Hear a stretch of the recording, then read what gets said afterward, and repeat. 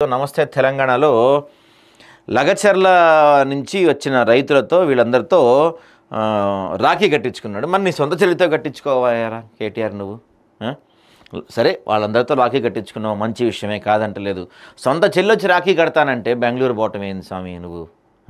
తప్పు కదా ఇది. వేరే ఊరు వాళ్ళందరితో రాఖీ కట్టించుకుంటున్నావు, సొంత చెల్లి ఇబ్బంది అయిపోయిందా నీకు?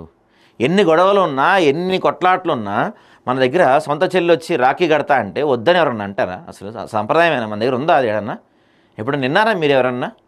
నేనైతే ఇంతవరకు ఎక్కడ వినలా. సొంత చెల్లి వచ్చి రాఖీ కడతా అంటే ఎన్ని గొడవలు ఉన్నా, ఎన్ని పంచాయతీలు ఉన్నా, ఎన్ని కొట్లాట్లు ఉన్నా, చెల్లి వస్తుందిరా బాయ్ ఇంటికి, సరే రామ్మ చెల్లి అని చెప్పి రాఖీ కట్టించుకొని చెల్లి కాలికి మొక్కి ఏదో 10 రూపాయలు 20 రూపాయలు ఇస్తారు. చిన్నప్పటి నుంచి మనం చూస్తుంది. ఎప్పుడు నా చరిత్రలో అయితే ఎక్కడ చూడలే ఇంతవరకు.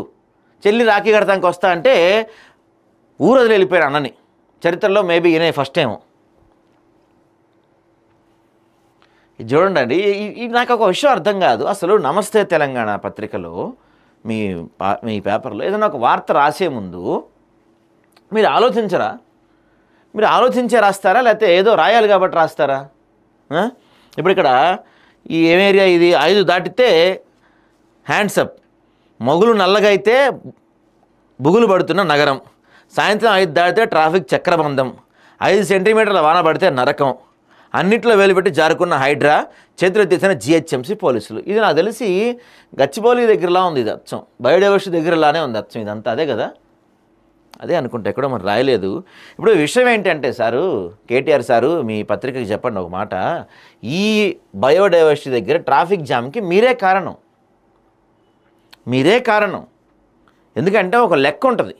బిల్డింగ్ పర్మిషన్స్ ఇస్తున్నప్పుడు కానీ 1 కిలోమీటర్కి ఇంతమంది ఉండాలి అని ఒక లెక్క ఉంటుంది. మీరు మీ ఇష్టానుసారం మీకు కమిషన్లు ఎక్కువ వస్తాయని మీకోసం 10 ఫ్లోర్లు 20 ఫ్లోర్లు 30 ఫ్లోర్లు అడ్డదిడ్డంగా కట్టుకొని పోయి ట్రాఫిక్ పెంచడానికి మీరు కారణం అయిపోయి ఇప్పుడు మీరు హైడ్రా పైన మాట్లాడుతున్నారు.